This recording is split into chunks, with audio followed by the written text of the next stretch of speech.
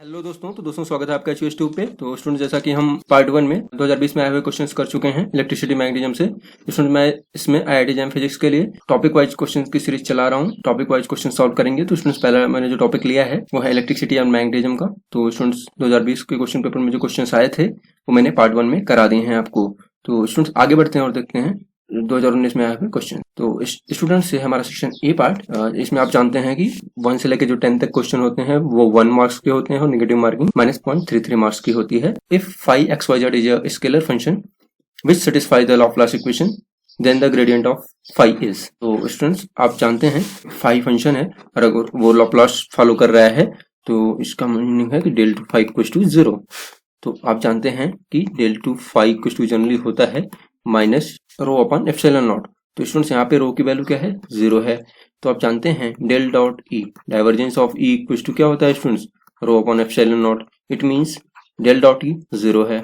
और generally in case of electrostatics del cross E तो 0 होता ही है। यहाँ पे क्वेश्चन में पूछा हुआ है scalar function which satisfy Laplace equation then the gradient of phi. Then gradient of phi it means del phi. Del phi को हम जानते हैं कि इसे हम ई से डिनोट करते हैं। और जनरली यहाँ पे हम देख रहे हैं कि जो वेक्टर ई है उसका डाइवर्जेंस और कर्ल दोनों 0 है। It means it's so solenoidal and irrotational. Because students, अगर हमारा डाइवर्जेंस 0 होता है तो सोलेनोइडल केस होता है, और अगर हमारा कर्ल 0 है तो इरोटेशनल कहते हैं उस क्वांटिटी को। तो यहाँ पे स्टूडेंट्स, वेक्टर ई का जो है वो सोलेनोइडल है और इरोटेशनल है क्योंकि उसका डाइवर्जेंस और कर्ल दोनों 0 है। तो स्टूडेंट्स, यहाँ पे ये ऑप्शन करेक्ट ऑप्शन हो जाएगा। स्टूडेंट्स, फर्दर आगे बढ़ेंगे और देखेंगे अपना नेक्स्ट क्वेश्चन। यहाँ पे थोड़ा मैकेनिक्स का भी यूज है और आपको यहाँ पे नॉलेज होनी चाहिए इलेक्ट्रोस्टैट्स की कि इलेक्ट्रिक फील्ड चार्ज पे किस डायरेक्शन में लगेगी। तो small spherical ball having charge cube and mass m is tied to a thin massless non-conducting string of length L. The other end of the string is fixed to an infinitely extended thin non-conducting sheet with uniform surface charge density sigma. Under equilibrium, the string makes an angle 45 with the sheet as shown in the figure. Then sigma is given. G यहाँ पे acceleration due to gravity और epsilon not जो है permittivity of free space है। तो students, यहाँ पे आप देख सकते हैं कि एक स्टैटिक कंडीशन है, इक्विलिब्रियम कंडीशन है जब 45 पे। तो यहाँ पे स्टूडेंट्स, आप जानते हैं जो मास है ड्यू टू ग्रेविटी डाउनवर्ड लगेगा mg जो वेट है, और स्टूडेंट्स जो इलेक्ट्रिक फील्ड इस चार्ज पे लगेगी उसकी वजह से जो फोर्स होगा वो क्यू आपका इस राइट डायरेक्शन में लगेगा। स्टूडेंट्स, यहाँ पे जो रिजल्टेंट आएगा यहाँ पे इस तरीके से देख सकते हैं, और यहाँ पे जो एंगल मान लीजिए थीटा है और जनरली यहाँ पे 45 है तो थीटा इक्वल टू 45 ही होगा स्टूडेंट्स। तो यहाँ पे स्टूडेंट्स, अगर हम tan थीटा लगाते हैं tan थीटा इक्वल टू क्या होगा? FE। स्टूडेंट्स, ये इसके पैरेलल है तो आप देख सकते हैं QE अपॉन mg। तो स्टूडेंट, यहाँ पे tan थीटा जनरली हमें यहाँ पे वेक्टर साइन का कोई मीनिंग नहीं है, तो tan theta equal to QE upon mg। और यहाँ पे स्टूडेंट जो वेक्टर ई होगा इलेक्ट्रिक फील्ड की वैल्यू कितनी आ जाएगी? 2 एप्सिलॉन नॉट, क्योंकि ये नॉन कंडक्टिंग शीट है स्टूडेंट्स। तो स्टूडेंट्स, यहाँ पे अगर हम उसकी वैल्यू इसमें पुट करते हैं तो स्टूडेंट्स हमें हमारी जो tan थीटा की वैल्यू आ जाएगी वो आ जाएगी Q sigma upon 2 epsilon not m और g। स्टूडेंट्स, हमें यहाँ पे जो क्वेश्चन में पूछा हुआ है वो पूछी हुई है सिग्मा की वैल्यू। तो यहाँ पे स्टूडेंट्स, हमें सिग्मा पहले आपको ध्यान रखना है कि हमें क्या निकालना होता है। तो सिग्मा इक्वल टू हमें यहाँ पे लिख देंगे 2 epsilon not m g and tan theta divided by q। Theta की वैल्यू 45 रखेंगे तो tan 45 की वैल्यू कितनी होती है स्टूडेंट्स? 1 होती है। तो स्टूडेंट, सिग्मा की वैल्यू हमें कितनी मिल जाएगी? सिग्मा की वैल्यू आ जाएगी 2 epsilon not m g divided by q। तो स्टूडेंट्स, हमारा कौन सा ऑप्शन करेक्ट हो जाएगा? आप यहाँ से देख सकते हैं 2 mg epsilon naught by q। तो हमारा C option students correct option हो जाएगा। तो स्टूडेंट, ये क्वेश्चन 2 मार्क्स का था, इसका आप ध्यान रखें। तो ये बहुत इजी क्वेश्चन था, आपको बस बैलेंस करना था इक्विलिब्रियम कंडीशंस को। और यहाँ पे थीटा इक्वल टू 45 दिया हुआ, तो यहाँ आप पुट करेंगे स्टूडेंट्स। तो स्टूडेंट्स, आगे बढ़ेंगे और देखेंगे अपना नेक्स्ट क्वेश्चन। स्टूडेंट्स, ये इलेक्ट्रोमैग्नेटिक वेव का क्वेश्चन है और स्टूडेंट्स यहाँ पे हम देख रहे हैं कि एक वेव यहाँ से, ये दोनों मीडियम सेपरेटेड है। यहाँ पे मीडियम 1 है और ये मीडियम 2 है। यहाँ पे वेलोसिटी, फर्स्ट मीडियम में जो वेलोसिटी है वो v1 और जो वेव वेक्टर है वो k1 है, और मीडियम सेकंड में जो वेलोसिटी है वो v2 है और वेव वेक्टर जो है k2 है। Consider a normal incident of a plane electromagnetic wave with electric field जो दी हुई है vector equal to naught exponential k1z minus omega t। ये x डायरेक्शन में है students. Over an interface at z equal to 0। यहाँ पे interface है जिससे ये दोनों मीडियम डिवाइड हो रहे हैं, separating to media. Velocity v1 और v2, जो आपको मैंने जैसा कि बताया कि मीडियम 1 की वेलोसिटी v1 है और मीडियम सेकंड की वेलोसिटी आपकी v2 है। And wave vector k1 and k2, और उनके वेव वेक्टर्स जो हैं वो k1 और k2 हैं। As shown in figure, the magnetic field vector of the reflected wave is. तो स्टूडेंट्स, यहाँ पे जो रिफ्लेक्ट हो रही है वेव उसका वेव वेक्टर हमें मैग्नेटिक फील्ड का वेव वेक्टर बताना है। तो स्टूडेंट्स, अगर वेव आपको पहले पता होना चाहिए कि अगर हमारा x डायरेक्शन में है आपका अगर इलेक्ट्रिक फील्ड जो कि हमारा वर्टिकल यहाँ पे दिया हुआ है इस केस में, तो स्टूडेंट्स अगर हमारा magnetic field out of the paper होगा तभी भी राइट डायरेक्शन में जाएगी, क्योंकि ई क्रॉस बी इक्वल टू क्या होता है स्टूडेंट्स, ई क्रॉस बी जो होता है यही डायरेक्शन होता है किसका, वेव का, के का जो डायरेक्शन है ई क्रॉस बी है। तो स्टूडेंट इसलिए पहले तो आउटवर्ड होगा, लेकिन स्टूडेंट्स अगर वो रिफ्लेक्टेड होगा तो उसी मीडियम में रिफ्लेक्टेड होगा, अगर ये इस मीडियम से रिफ्लेक्ट होगा तो इसी मीडियम में फिर रिफ्लेक्ट होगा, तो जो वेलोसिटी यूज करेंगे हम वो v1 ही यूज करेंगे, क्योंकि ये इसी मीडियम में रिफ्लेक्शन हो रहा है तो इसी मीडियम में रहेगा, सेम मीडियम में। रिफ्रैक्शन होता है तो मीडियम चेंज होता है, but in case of reflection medium not change, that's why we use v1 for velocity. और स्टूडेंट्स अगर ये वेव लेफ्ट डायरेक्शन में मूव हो रही है तो इस केस में क्या होगा स्टूडेंट्स, इलेक्ट्रिक फील्ड की डायरेक्शन तो एक्स में रहेगी, बट जो हमारा मैग्नेटिक फील्ड है वो इनटू द पेपर हो जाएगा, क्योंकि हम ई क्रॉस बी की डायरेक्शन अगर हम कैलकुलेट करेंगे और हमें लेफ्ट डायरेक्शन में जाना है तो आप देख सकते हैं कि इलेक्ट्रिक फील्ड जो हमारा वर्टिकल एक्सिस दिया हुआ है इस केस में हमारा जनरली, और माइनस वाई कैप में हमारा डायरेक्शन होगा, तभी ये लेफ्ट में हमारा रिफ्लेक्टेड इस तरीके से आएगा। तो इस तरीके से स्टूडेंट हम जानते हैं B equal to generally E by C होता है, तो हमें यहाँ पे वेलोसिटी तो v1 यूज करनी है, और जो हमारा इसलिए स्टूडेंट जो b का कंपोनेंट होगा वो हो जाएगा वेक्टर b का जो कंपोनेंट होगा रिफ्लेक्टेड का वो हो जाएगा माइनस ई नॉट और v1 exponential i minus k1z। यहाँ पे z की डायरेक्शन में भी चेंजिंग हम करेंगे yt और y कैप।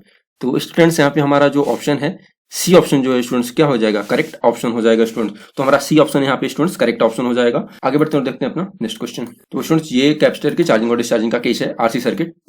ये बहुत ही इंपॉर्टेंट क्वेश्चन होते हैं इसके, ऐसे क्वेश्चन आते रहते हैं स्टूडेंट्स, तो आपको इस टॉपिक पे ध्यान देना चाहिए। During the charging of a capacitor C in a series RC circuit, the typical variation in the magnitude of the charge QT deposit on one of the capacitor plates and the current IT in the circuit respectively are best represented by। तो students मैं इसमें आपको दो बातें बताऊंगा, ये आपको ध्यान रखनी चाहिए कि स्टूडेंट्स जब भी चार्जिंग होती है तो चार्ज वहां पे इंक्रीज करता है, पहले तो आप ये ध्यान दें, और करंट घटती है। तो स्टूडेंट पहली बात क्या है, चार्जिंग है तो क्या होगा, चार्जिंग अगर हो रही है तो क्या होगा, चार्ज इंक्रीज करेगा, और एक टाइम ऐसा आएगा जब वो सेचुरेट हो जाएगा, फुल्ली चार्ज जब हो जाएगा। और स्टूडेंट यहाँ पे क्या होता है, करंट क्या होता है, डिक्रीज होता रहता है।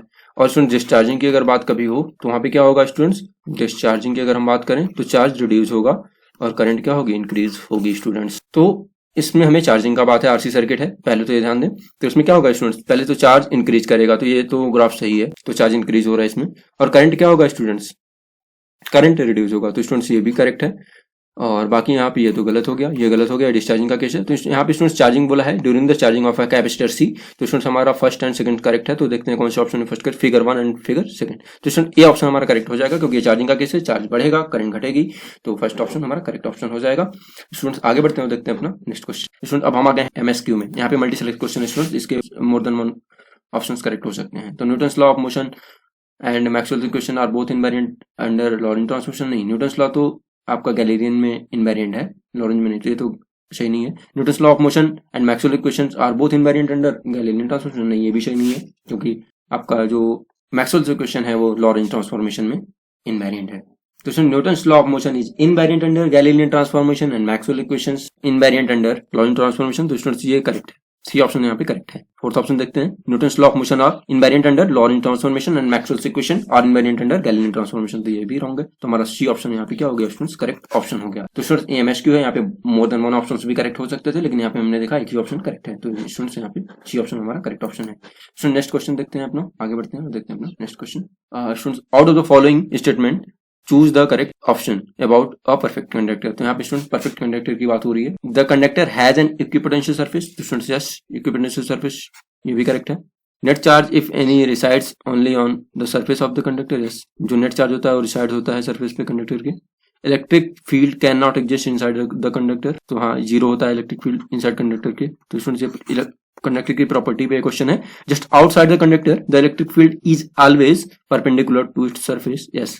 तो स्टूडेंट्स आप जनरली देखते होंगे अगर कंडक्टर है पहले तो इक्विपोटेंशियल होता है, जो फील्ड लाइंस निकलती हैं वो परपेंडिकुलर होती हैं। तो स्टूडेंट्स ये सारी बातें हैं इसमें, और इलेक्ट्रिक फील्ड जो होते हैं इनसाइड वो जीरो होती है, और नेट चार्ज अगर कुछ भी देते हो तो वो सरफेस पे आ जाता है स्टूडेंट्स। तो स्टूडेंट्स यहाँ पे हमारा ए बी सी डी, तो स्टूडेंट्स चार ऑप्शन करेक्ट हैं। तो स्टूडेंट्स आगे बढ़ते हैं देखते हैं अपना नेक्स्ट क्वेश्चन। स्टूडेंट्स अब एनईटी का सेक्शन है ये, इसमें student numeric answer type question होते हैं। इसमें स्टूडेंट्स हम क्वेश्चन को सॉल्व करते हैं, उसकी न्यूमेरिकल वैल्यू को आंसर्स में पुट करते हैं। तो स्टूडेंट्स ये है 1 मार्क का है। तो स्टूडेंट्स यहाँ पे देख सकते हैं electrostatic energy in units of 1 / 4 π/0 of a uniform charge spherical shell of total charge 5 coulomb and radius 4 metre. तो स्टूडेंट पहले जो है इलेक्ट्रोस्टैटिक यूनिफॉर्मली स्पेरिकल सेल है और उसका इलेक्ट्रोस्टैटिक एनर्जी, तो स्टूडेंट इलेक्ट्रोस्टैटिक एनर्जी आप जानते हैं सेल की कितनी होती है 1/4πε0 Q²/2r। तो स्टूडेंट्स यहाँ पे एक बात ध्यान रखने वाली है, मैं आपको सजेस्ट करूंगा कि पहले एनईडी टाइप के क्वेश्चंस को बहुत ध्यान से रख लें कि किस यूनिट में उसका आंसर देना है। मान लीजिए यहाँ पे 1/4πε0 के फॉर्म में आपको यूनिट्स में आंसर देना है, आपने कहीं इसकी वैल्यू रख दी और कैलकुलेट करके फिर आपने ऑप्शंस को देखा, तो आप फिल करने जाओगे तो आप सोचोगे अरे ये तो मैंने कैलकुलेट कर लिया, फिर से आपको रिकैलकुलेट करना पड़ेगा क्योंकि आपका यूनिट डिफरेंट था। तो पहले आप क्वेश्चन को देख लीजिए कि जैसा कि इस यूनिट में हमें रखना है इसको, तो हमें बस इसको कैलकुलेट करना है Q²/2r।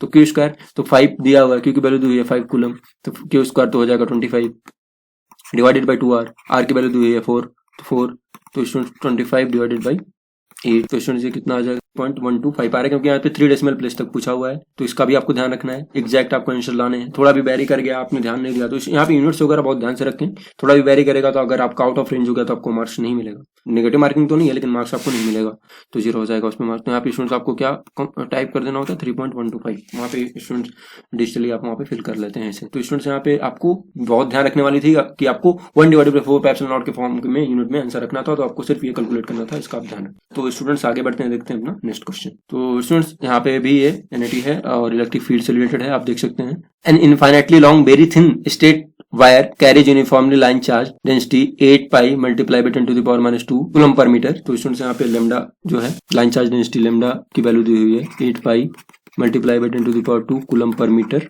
और the magnitude of electric displacement vector पूछा हुआ है हमसे मैग्नीट्यूड उसका, और आज जो पॉइंट दिया हुआ है स्टूडेंट्स वो कितना है 20 millimetre away from the axis of the wire. तो स्टूडेंट्स यहाँ पे कोई वायर है, इससे में 20 मिलीमीटर पे क्या पूछा हुआ है students magnitude of the displacement vector. तो स्टूडेंट्स हम जानते हैं कि infinitely long very thin straight wire की वजह से इलेक्ट्रिक फील्ड होती है स्टूडेंट्स, वो कितनी होती है लेमडा डिवाइडेड बाई 2πε0r जो मैग्नीट्यूड होता है उसका। तो यहाँ पे मैग्नीट्यूड हमें निकालना है इलेक्ट्रिक डिस्प्लेसमेंट वेक्टर का, तो हम जानते हैं इलेक्ट्रिक डिस्प्लेसमेंट वेक्टर का जो मैग्नीट्यूड होगा वो होगा ε0 and modulus of vector E. तो स्टूडेंट ε0 और ई जो जैसा कि मैंने आपको बताया लेमडा डिवाइडेड बाई 2πε0r, तो ε0 से ε0 कैंसिल हो जाएगा और जो मैग्नीट्यूड होगा डिस्प्लेसमेंट वेक्टर का इलेक्ट्रिक डिस्प्लेसमेंट वेक्टर का वो आ जाएगा लेमडा डिवाइडेड बाई 2πr। तो लेमडा जो दिया हुआ है स्टूडेंट्स वो दिया हुआ है 8π × 10⁻², और स्टूडेंट्स यहाँ पे 2π ऐसे ही रहेगा और r की जो वैल्यू है वो है 20 मिलीमीटर, तो यहाँ पे 10⁻³ हो जाएगा। तो 2π स्टूडेंट्स यहाँ पे आप देख सकते हैं ये 4π हो जाएगा और ये 0 कंपनसेट होकर -2 हो जाएगा। तो यहाँ पे स्टूडेंट्स 4π और 8π तो 2 और ये 10⁻² से 10⁻² कैंसिल हो जाएगा, तो यहाँ पे आ जाएगा स्टूडेंट्स 2। तो हमारा आंसर क्या आ जाएगा students 2 coulomb per metre square. तो स्टूडेंट्स यहाँ पे हमारा आंसर आ जाएगा 2। तो इसका ध्यान रखें स्टूडेंट्स। तो हमने इसे भी सॉल्व कर लिया और हमारा आंसर मिल गया हमें 2। तो आई होप आपको ये सोल्यूशन समझ में आया होगा। आगे बढ़ते हैं और देखते हैं अपना नेक्स्ट क्वेश्चन। स्टूडेंट्स ये लास्ट क्वेश्चन है 2019 में आया हुआ है, इलेक्ट्रिसिटी एंड मैग्नेटिज्म का लास्ट क्वेश्चन है, तो इसी के साथ हमारा लेक्चर समाप्त हो जाएगा स्टूडेंट्स। तो सरफेस करंट के equals to 100 x cap x direction में स्टूडेंट जो सरफेस करंट है flows ampere per metre flows on surface z equal to 0 which separate two media. तो स्टूडेंट ये z इक्वल टू 0 है जो है वो सेपरेट कर रहा है दो मीडिया को। मैग्नेटिक जो परमेबिलिटी है फर्स्ट मीडियम की μ1 है और दूसरे की μ2 है जो कि हमें फिगर में दिख रहा है, और यहाँ पे वैल्यूज भी दी हुई है μ1 μ2 की। If the magnetic field in the region first is, तो स्टूडेंट फर्स्ट रीजन में जो मैग्नेटिक फील्ड है वो दिया हुआ है 4x cap -6y cap plus 2z, और यहाँ पे students milli tesla. Then the magnitude of the normal component of will be, तो नॉर्मल कंपोनेंट का जो मैग्नीट्यूड है स्टूडेंट्स वो हमें बताना है कितना होगा। तो स्टूडेंट्स हम जो सेकंड मीडिया है हमारा उसमें हमें बताना है कि हमारा जो नॉर्मल कंपोनेंट है वो कितना होगा। तो स्टूडेंट्स आप बाउंड्री कंडीशंस में आप जानते हैं कि इलेक्ट्रिक फील्ड के केस में तो हमारा परपेंडिकुलर वेक्टर वैरी करता है और जो पैरेलल होता है वो सेम होता है, लेकिन यहाँ पे स्टूडेंट्स क्या होता है मैग्नेटिक फील्ड में जो हमारा परपेंडिकुलर कंपोनेंट होता है वो सेम होता है। तो स्टूडेंट्स जो B1 का होगा वो B2 का होगा, तो B2 परपेंडिकुलर इक्वल्स टू क्या हो जाएगा स्टूडेंट्स यहाँ पे 2 जो है जो B1 परपेंडिकुलर है उसके बराबर होगा। तो ये कितना है 2 मिली टेस्ला, तो उसके सेम ही होगा, तो ये 2 मिली टेस्ला। तो स्टूडेंट्स यहाँ पे एक बात और ध्यान देने वाली है कि जो आपको वैल्यू पूछा हुआ है यहाँ उसका जो ऑप्शन है वो मिली टेस्ला में दिया हुआ है, तो आपको यहाँ पे 2 सिर्फ पुट करना है, ऐसा ना करें कि वहाँ पे 0.002 पुट करने लगे आप। इसलिए यूनिट को देखना बहुत इंपॉर्टेंट है एनईटी में, मैं आपको शुरू से बता रहा हूँ। तो यहाँ पे स्टूडेंट्स 2 मिली टेस्ला आया तो आपको मिली टेस्ला में रखना है, तो आपको 2 यहाँ पे आपका आंसर हो जाएगा 2। और यहाँ पे बाउंड्री कंडीशन बहुत ही इंपॉर्टेंट है, चाहे वो इलेक्ट्रिक फील्ड की हो चाहे मैग्नेटिक फील्ड की हो, और मैक्सवेल्स इक्वेशन बहुत ही इंपॉर्टेंट है। अगर कोई इम्पॉसिबल मैग्नेटिक फील्ड होगी तो डाइवर्जेंस ऑफ बी जिसका 0 नहीं होगा वो इम्पॉसिबल होगा, तो वो ध्यान रखें। तो स्टूडेंट्स आई होप आपको ये वीडियो पसंद आया होगा। तो स्टूडेंट्स अगर वीडियो पसंद आता है तो स्टूडेंट्स चैनल को लाइक करें, सब्सक्राइब करें और शेयर करें। और स्टूडेंट्स इसके बाद हम लोग स्टूडेंट्स नेक्स्ट पार्ट में हम 2018 के क्वेश्चन सॉल्व करेंगे जो कि इलेक्ट्रिसिटी और मैग्नेटिज्म से आए हुए हैं। और स्टूडेंट्स मैं कोशिश करूंगा कि आपका डिफरेंट जो पोर्शन है आपका, जैसे कि मॉडर्न फिजिक्स है, सॉलिड स्टेट फिजिक्स से रिलेटेड जो क्वेश्चन है या न्यूक्लियर फिजिक्स से रिलेटेड है, उनके भी प्रीवियस ईयर क्वेश्चन के सोल्यूशन आपको प्रोवाइड करा सकूं। तो स्टूडेंट्स चैनल पे बने रहने के लिए आपका बहुत बहुत धन्यवाद। स्टूडेंट्स इसी के साथ मैं अपनी वीडियो को समाप्त करता हूँ।